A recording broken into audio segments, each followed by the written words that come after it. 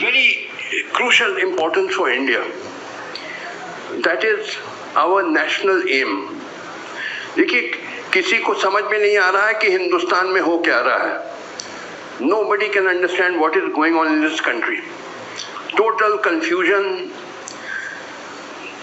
like people groping in the dark. You don't know which way we have to go, what is our way ahead, what has happened to us, what is the correct path. So I have come to explain all this because this is of utmost importance for the whole nation. And therefore, you will give me a little time and bear with me, because what I'm going to explain to you is something very vital for this country. Dekhiye, our national aim must be to abolish the massive poverty, massive unemployment, appalling level of child malnutrition, skyrocketing prices of essential commodities, almost total lack of proper health care and good education for the masses. These huge socio-economic problems we have to abolish. This is our clear-cut national aim. On this there will be no compromise. I'm not a Democrat. I don't permit freedom of speech and all. If you want to say that there should be poverty, there should be hunger, there should be unemployment, I'm not going to permit it. In that sense, I'm dictatorial. I don't believe in accepting nonsense. So this should be our clear-cut national aim. Some people say we have the fastest growing economy and our GDP is improving and all lies. What is the truth? The truth is every second child in India is malnourished. According to Global Hunger Index, if you go on Google, you will find we were at position number 101 out of 125 countries surveyed, but in the last 5 years we have slipped to position number 107. So we have dropped by 6 places. 6 places we have dropped. Out of 125 countries surveyed, and more than half of our children are malnourished, stunted, wasted. This is the reality of our country. About unemployment, 12 million youth are entering the job market in India every year. 12 million, 1.2 crores. But less than 500,000 jobs are being created in the organized sector of the Indian economy. So where do the remaining 11.5 million go? They become hawkers, vendors, bouncers, stringers, criminals, beggars, suicides. Girls become prostitutes. If one chaprasi job, PN's job is advertised by the government, there are thousands of applications, many of them MSc, MBA, PhDs, engineers begging for a chaprasi job. This is the truth about your country, and the position is getting worse. Prices, you all know, they are skyrocketing. आसमान छू रही है दाम. Essential commodities, आटा, दाल, जो गरीब आदमी खाता है. How the poor man is existing, I can't understand. Healthcare. You see, proper healthcare is not available to the poor man. I live in Delhi, and I know in Delhi there are some very good hospitals, Max, Fortis, Apollo, Medanta, and so on. State-of-the-art hospitals, but they are exorbitantly expensive. The poor man can't go there. So where does the poor man go for health, for medical treatment? He goes to quacks. See, quackery is rampant. I know in North India, I had cases before me when I was a judge of the Allahabad High Court. Quacks had set up polyclinics. And when I made inquiries, they had no proper degree. They had a degree from Bihar, and when I made some inquiries, it was found there's so-called medical college, there's no land there, there's no building there, there's no medical college, but certificates are being given. And these quacks, they are several times the number of regular doctors. But what can the poor man do? He can't afford to go to a regular doctor because it's very expensive. So he goes to quacks. What are, in Hindi they are called Jhola Chhap doctors. Jhola Chhap. I don't know what they are called in Kannada. If you go to All India Medical Institute, which is one of the premier medical institutes in India, in Delhi, it looks like a railway station. Thousands of people are sitting there, nobody bothered about them. For days they are sitting there, nobody cares for them. And just across the road there is Safdarjung Hospital. The same is the situation there. This is the position of your healthcare. Education. See, fortunately you people have some good education, but how many schools are like that? In India, most schools are in a horrible condition. There are no proper teachers. The teachers are appointed by paying some bribe. It's a job, not a teacher should be a man on a mission. Teaching is a mission, but most teachers, they just give some bribe to get a job. Okay. This is the situation of most schools, the level of education which is provided. So, now how are you going to abolish all this? Because this has to be a national aim. This has to be abolished. This can't be tolerated. It can only be abolished by transforming India into a modern industrial giant like another China or United States.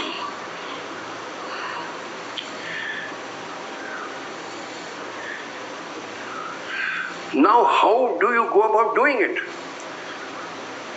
Because you see, unless you transform India into a modern industrial giant, you can never abolish poverty or unemployment or malnutrition, lack of healthcare, etc. Because even for setting up a small primary school, it costs a huge amount of money. You have to buy land for the school, then you need money for the building. You need money to pay salaries to the teachers, etc. Where is all this money going to come from? Money doesn't fall from the sky.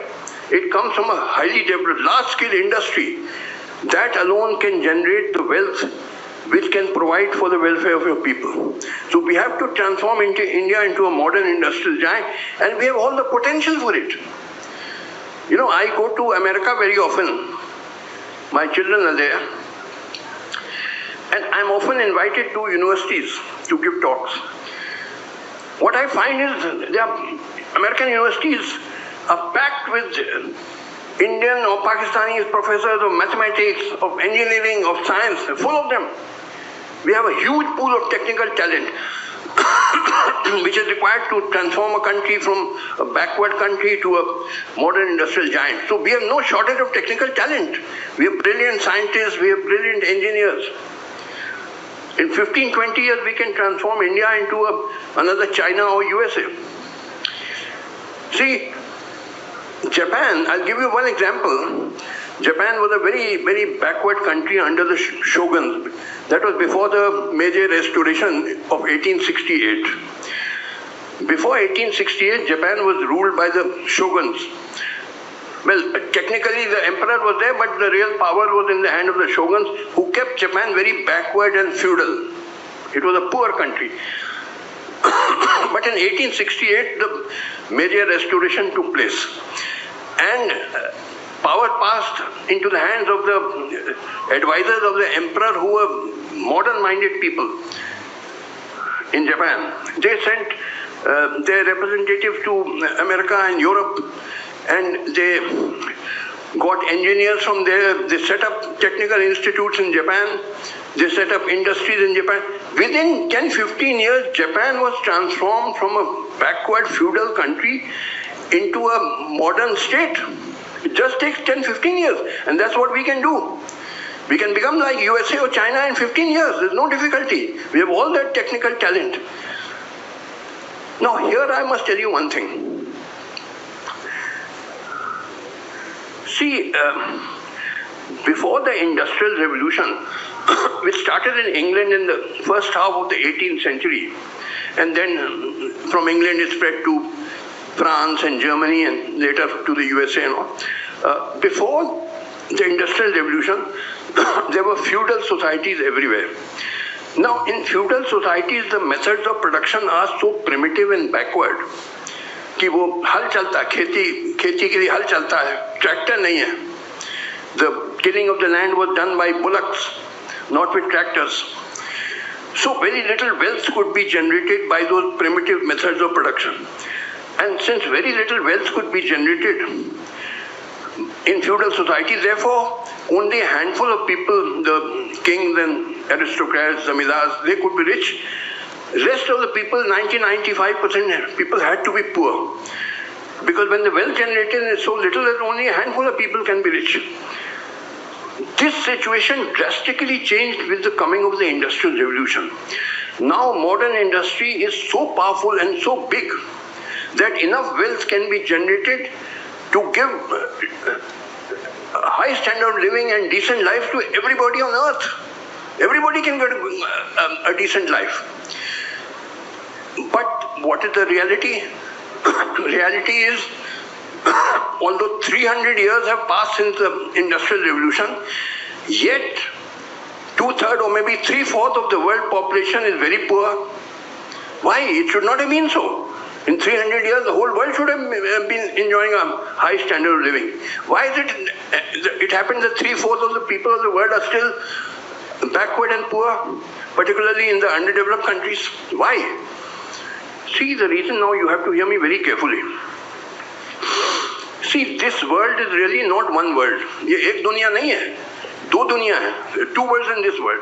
One is the world of the developed countries, which means North America, Europe, Japan, Australia. Now even China has joined their ranks. The other is the world of the rest, the underdeveloped countries. That means the countries of Asia, except Japan and China. Then Africa, Latin America, they're all underdeveloped countries. That is the second world. दो दुनिया है इस दुनिया में. And there's a secret rule among the developed countries, but very strong rule, but they keep it very secret. They will never tell it openly, that underdeveloped countries must not be allowed to become developed countries. Under no circumstances must India be allowed to become a developed country. Why? Why is there such a rule? Now, let me explain this to you. Now, to explain this to you, you have to understand a bit of economics, because politics is concentrated economics. Unless you understand economics, you will not be able to understand politics. So, permit me to go a little into economics.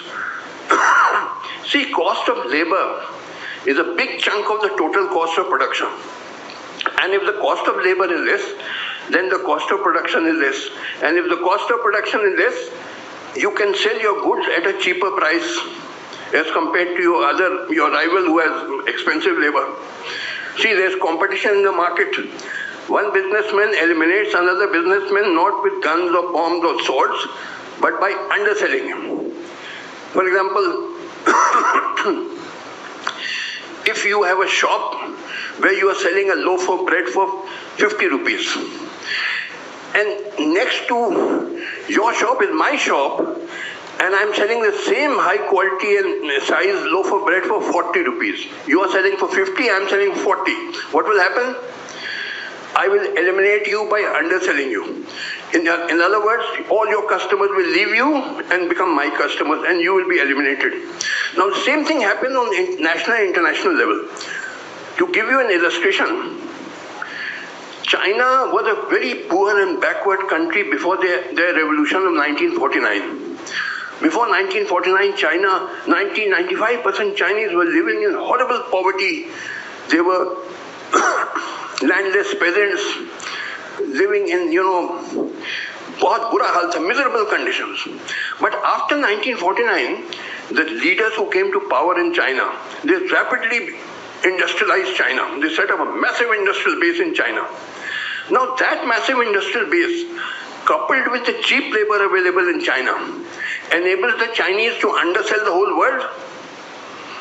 I often go to America. The supermarkets there are packed with Chinese goods because the Chinese will sell the same high quality good which the American manufacturer can sell, but at half its price because its labor is cheap. Everything turns on cost of labor. Countries which have cheap labor have a distinct advantage over countries which have expensive labor.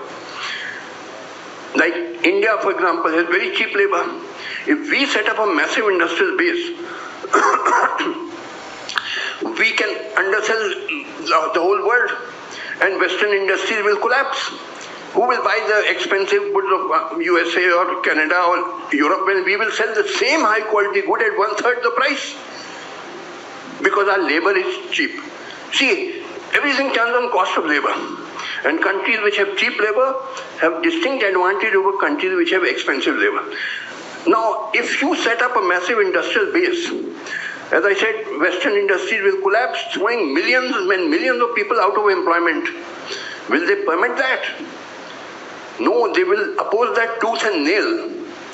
And how do they oppose it tooth and nail?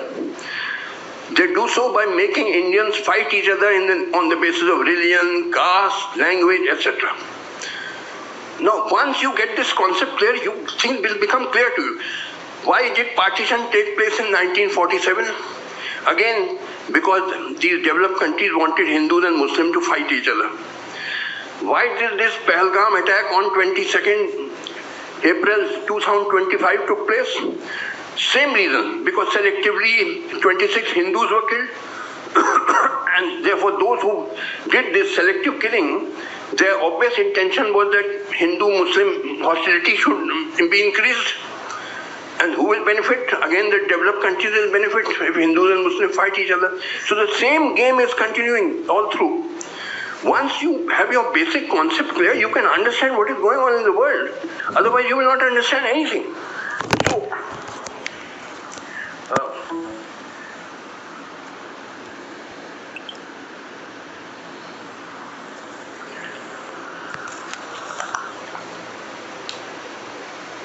now see, will not allow you to become developed, and we must become developed. This is direct contradiction. Now to explain this, first I want to go a little bit into history, because then I will be able to explain to you how this contradiction can be resolved. First of all, you must understand what is India. आपको मालूम है भारत है क्या, हिंदुस्तान है क्या? Nobody knows. 143 crore people living in India, not a single one can say what is India. Nobody, none of you can tell. I'll tell you. See, this is a country of immigrants. It is like North America.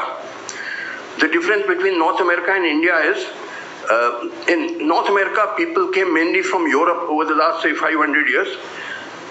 In India, people have been coming for 10,000 years. But broadly, we are a country of immigrants. 93-94% people living in India today, including maybe all of you. You are not original inhabitants of India. In a sense, you are all foreigners. Your ancestors came mainly from Northwest. See, at one time it was believed that the original inhabitants of India were Dravidians and Aryans came from outside. Now this theory has also been disproved. Now the accepted theory is both Aryans and Dravidians were invaders. And who were the original inhabitants of India? They were the pre-Dravidian tribals known as Adivasis or scheduled tribes, like Bhils, Gonds, Santals, Todas of the Nilgiris. These people who were massacred in large numbers by our ancestors and driven into forests. They are hardly 5 or 6% of the Indian population today. They are the original inhabitants. Dravidians came from outside. See, it is claimed that we Dravidians are the original inhabitants. But this has been disproved. I'll give you two reasoning. Even today there is a language in Balochistan, which is part of Pakistan, in which a language spoken is called Brahui, B-R-A-H-U-I. Please note it down in your mobile if you've got it. Brahui, which is similar to your Kannada or Tamil. Now this is surprise. You will be surprised. How is a South Indian language being spoken by 2 million people today in Balochistan? I've met many of those Brahui speakers. Their language is similar to your Kannada or Tamil. How? In Pakistan, there's a Dravidian language being spoken today. Obviously, this proves that some remnants of the Dravidians still have survived. And at one time, the Dravidians were living in this area, Pakistan area, and they were driven down maybe by Aryans or whoever. So that is one proof that even Dravidians were outsiders. And secondly, these pre-Dravidian tribals, Bhils, Gonds, Santals, etc., they do not speak the Dravidian group of languages. You've got a Dravidian group of languages which includes Tamil, Kannada, Telugu, Malayalam, etc. These tribals do not speak the Dravidian group of languages. They speak a group of languages which are called Austric group of languages. Austric, which is very different from the Dravidian group of languages. So this also indicates that there are three layers. Aryans came from outside, Dravidians came from outside, original inhabitants were the pre-Dravidian tribals. See, people kept rolling into India for 10,000 years. Why? Except on three occasions, people ran from India outside. One was the indentured labor which was sent by the Britishers to Fiji and Mauritius, British Guiana and so on as plantation labor in the 19th century. Second was a group of people on the western coast like Gujarat who went as traders to East Africa. And thirdly, the diaspora over the last 50 years, IIT graduates, doctors, the highly educated people who went to America and all. Except on these three occasions, nobody left India. Everybody kept coming into India. Why? The reason is that people migrate from uncomfortable areas to comfortable areas. Obviously, everybody wants comfort. Now, in those days, there was no modern industry. There were agricultural societies. What do you require for agriculture? For agriculture, you require level land, fertile soil, plenty of water for irrigation and so on. All this was in abundance in the Indian subcontinent. If you go from Rawalpindi to Bangladesh, deep south Kanyakumari, all level land, fertile soil, lakes, rivers, paradise for agriculture. So everybody kept rolling in for 10,000 years. Why should anybody go from India to, say, Afghanistan, which is covered with snow for several months in a year, rocky, uncomfortable, mountainous? Everybody wants comfort. So people kept and there's no extreme climate. I live in Delhi. The minimum temperature becomes, say, 5 degrees centigrade. It is not minus 30 degrees centigrade as in Russia and all. It is cold, but not killing cold. So it is tolerable. So the climate is relatively not so extreme. So people kept coming into India for 10,000 years because this was ideal for agriculture. And that is why there's so much diversity in India. Tremendous diversity. So many religions, so many castes, so many languages, so many ethnic groups, etc. You compare India with China. You see, you have a population of 140 crores, so does China. Their population is also about 140 crores. But there's broad homogeneity in China. All Chinese have got Mongoloid faces. They look like Mongoloids. 95% Chinese belong to one ethnic group called the Han, H-A-N. They have one common written script called Mandarin. Mandarin is also a spoken language, but there are some other spoken languages like Cantonese and Hakka and all, but written language is the same.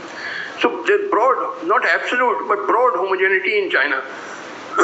On the other hand, in India, there's tremendous diversity. So that is because whichever group of immigrants came into India brought their own religion, their language, their customs, their culture and so on. That is why that explains the tremendous diversity in India, because this is a country of immigrants. So the only policy which can work in this country is the policy of the great Mughal Emperor Akbar. It is called Sulh-e-Kul. See, Akbar tried two policies. One, he tried to form a common religion called Deen-e-Ilahi, but that was a failure. But the second policy, this is Sulh-e-Kul, was a great success. Because Sulh-e-Kul means giving equal respect to all religions and communities. He is the father of the Indian nation. That is why the Mughal Empire lasted so long, for 300 years, because it was inclusive. It took everybody together. Akbar had in his own court Hindus on a very high level, like Raja Todarmal was the finance minister of the Mughal Empire, and Akbar and Birbal and Man Singh were great generals. So everybody was given respect. And That is the only policy of Sulh Kul, which can keep this country together and take it on the path of progress. Presently, what has happened, in the constitution it is mentioned secular. De jure you are secular, but de facto you are becoming Hindu. Now, if you make it like this, you are then treating non-Hindus as inferiors. And what will be the result? The people in the northeast, they are overwhelmingly Christians, like Nagas, Mizos, they are Christian. They will say, we will secede from India. You want to make this country a Hindu state, that means we must become inferior. This is not acceptable to us. We have our self-respect. We will not live in a country which treats us as inferior. So the northeast states will secede. Kashmir is predominantly Muslim. They will say, we will secede. Sikhs are demanding Khalistan. You know, you're going to have many partitions. This country will be balkanized. It will be broken up. If you adopt this policy that this will be a Hindu state, with some elements that you cannot, as you know, are trying to do. So,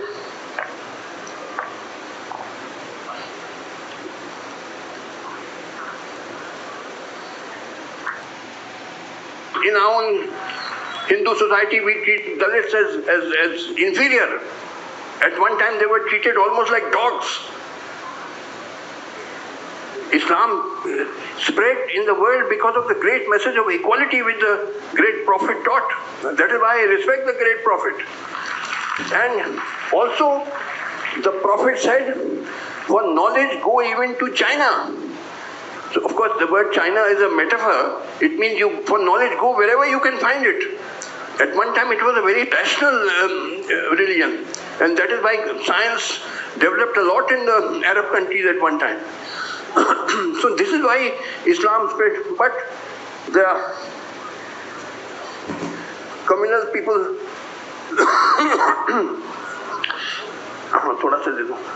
now see, let me now clarify one thing. See, this part of our history has been concealed in our history books. Our history books have been distorted by the British and their followers. The first part, that the Muslim invaders broke temple, that is mentioned. Ki Mahmud Ghazni broke Somnath temple. But what is not mentioned was a 10 times longer period when the Muslim rulers, they promoted secularism. They gave grants to Hindu temples. They also, it is all documented.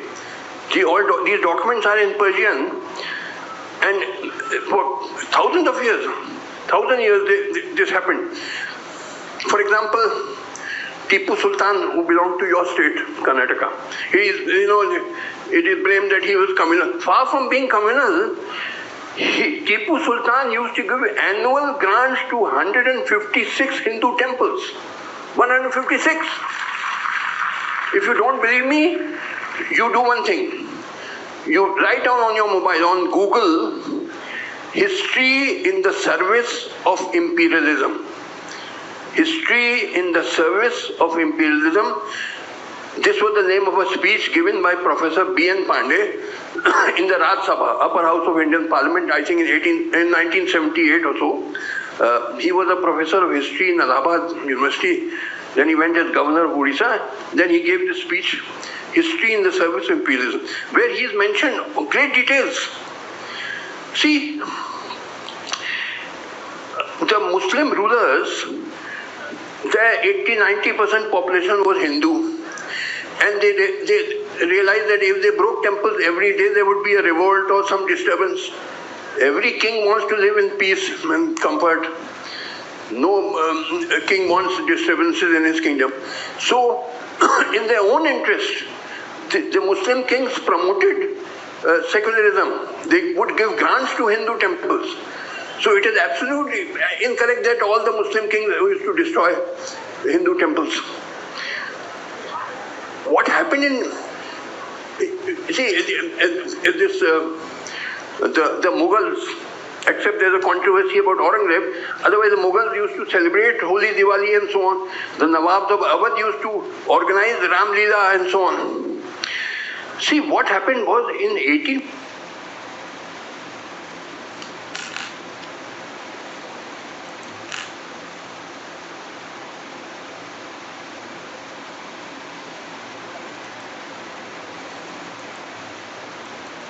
'57, that is a watershed. You must understand this. 1857, the great mutiny.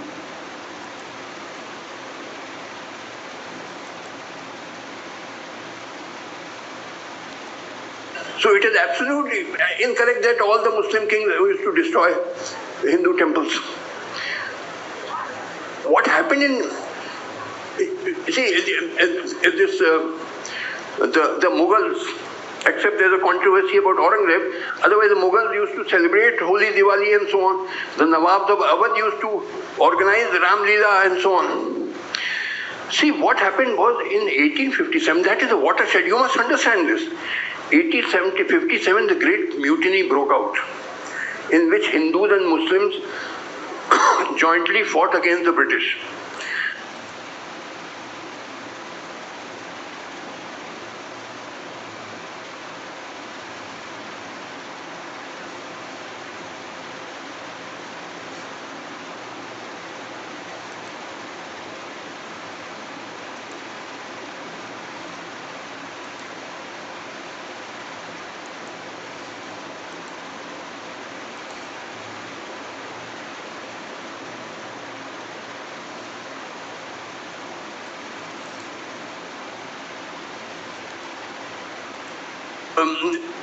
A king wants disturbances in his kingdom.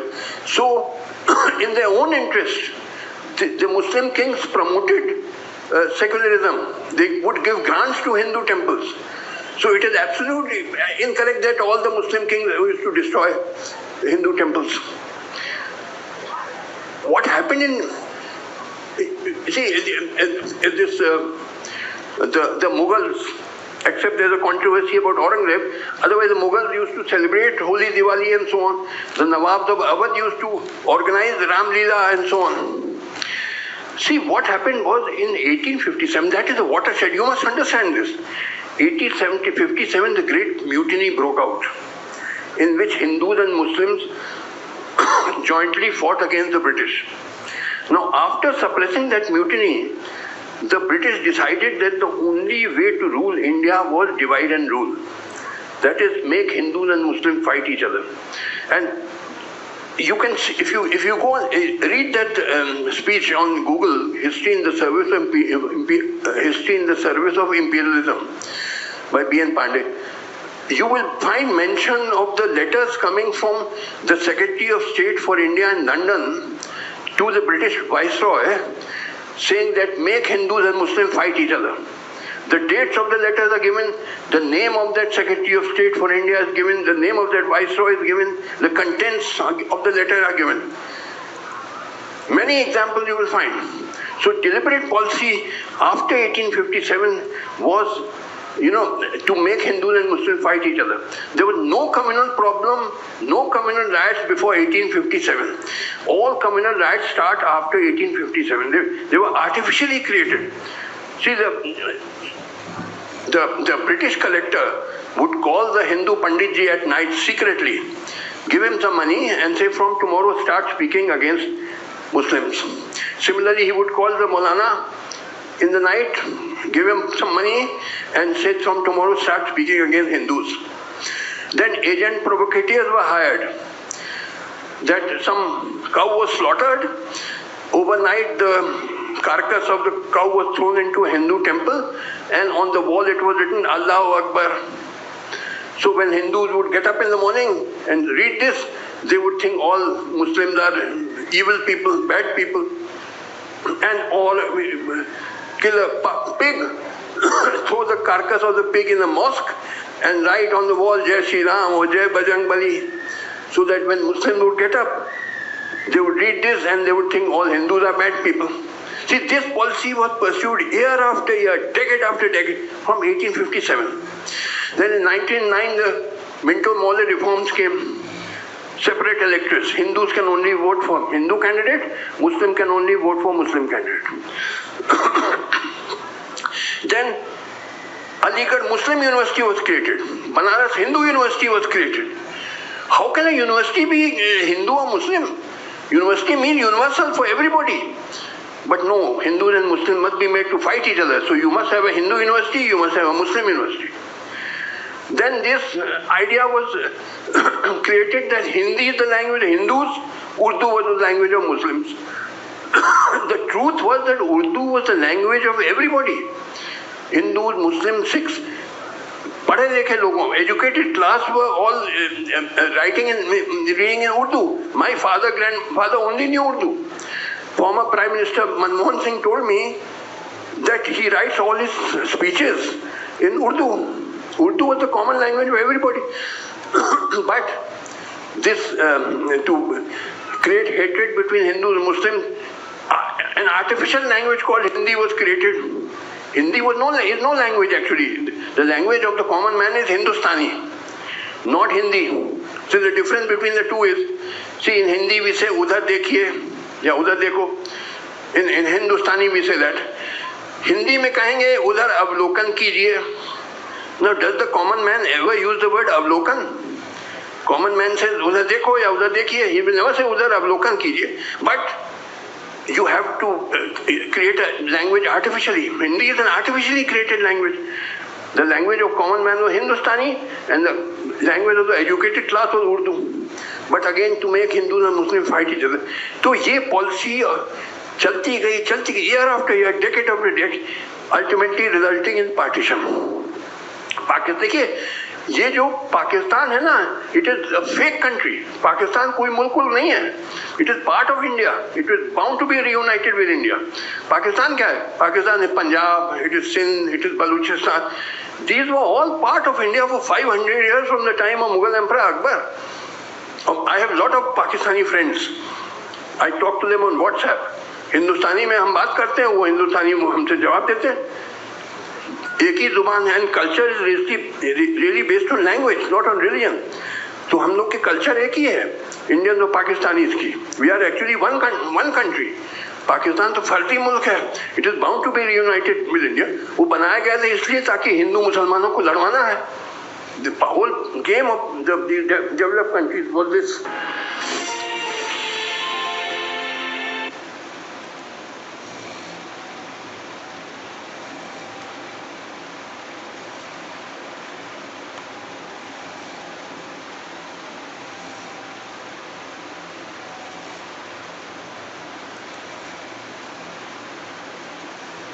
क्या पाकिस्तान की स्थिति फिलहाल international platform पर भारत से मजबूत हो रही है? मैं कहता हूं कि नरेंद्र मोदी मूर्ख है. पड़ोस इतना कैसे गड़बड़ हो गया हमारा? क्योंकि तुम डरपोक हो. चाइना को कह सकते हो. लाल आंखें तो दिखा ही रहे थे. लाल दिखाया किसको? तुम्हें दिखाया, अखबार वालों को दिखाया. वहां से क्यों नहीं आपत्ति आती है? वहां क्या लाल? क्योंकि ये इसके बारे में उनके पास इतने बड़ी दस्तावेज है. चाइना के पास अगर डिलिमिटेशन होता है जनसंख्या के आधार पे होगा? नहीं होगा. लेकिन सरकार तो कह रही है. क्या नहीं होगा? ये होने दो ना. सरकार ये रहेगी सितंबर के बाद. हमने एक ऑल पार्टी डेलीगेशन बनाई ऑपरेशन सिंदूर का. चेयर पाकिस्तान को बना दिया जाता है. क्या पाकिस्तान की को अलग करना चाहिए था? बलूचिस्तान तो इतने सालों से मेरे से कितने बलूचीज आकर मिलकर गए. साहब आप किसी तरीके से हमें अलग कर दो. हम तो शिया हैं. हम इन सुन्नी के बीच में रह नहीं सकते. मुझे आश्चर्यजनक है कि वहाँ जो बाकी सुन्नी के जो प्रांत हैं वो भी अलग होने चाहते हैं. सिर्फ पंजाब के लोग नहीं अलग होना चाहते. तो क्यों आपने उसको नहीं देखा? आप कहते हो कि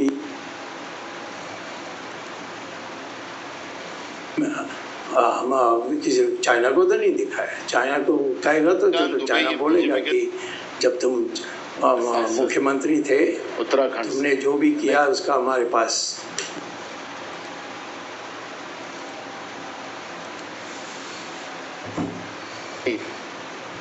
अपना झारखंड से. और अगर ये वक्तव्य कर रहे तो उन्हें मराठी भाषा के लोगों को या मराठी भाषिक व्यवस्था को गाली देने का उनको कोई अधिकार नहीं. तुम्हारी ही सरकार है, तुम्हारे ही भाजपा की सरकार में ये पाप चल रहा है। तो क्या बीजेपी हर राज्यों में अपनी अलग अलग कहानियां बनाएंगी क्या? जैसे गैया को मध्य भारत में माँ, नॉर्थ ईस्ट में गैया उनके खाने की चीज, उनके ही मंत्री रिजिजू कहते हैं कि गैया हमारी खाने की चीज, हम माँ नहीं बोलेंगे। गोवा में उनके एक्स मंत्री थे बीजेपी की, उनकी बेटी वहां पे मांस बेचती, गैया कम मिली। केरल में अलग होता है, सब जगह उनकी अलग अलग भाषाओं में वो लोग काम करते हैं। तो क्या विचारधारा बीजेपी की नहीं है? क्या बीजेपी सिर्फ वोटों की राजनीति के लिए और सत्ता के लिए काम कर रही है? लेकिन निशिकांत दुबे को मेरा एक सलाह है कि दोबारा मराठी भाषियों के बारे में इस तरह का वक्तव्य ना करे, और वो करना है तो तुम्हारी सरकार को करिए। ये छत्रपति शिवाजी महाराज का महाराष्ट्र है, और शिवाजी महाराज के महाराष्ट्र के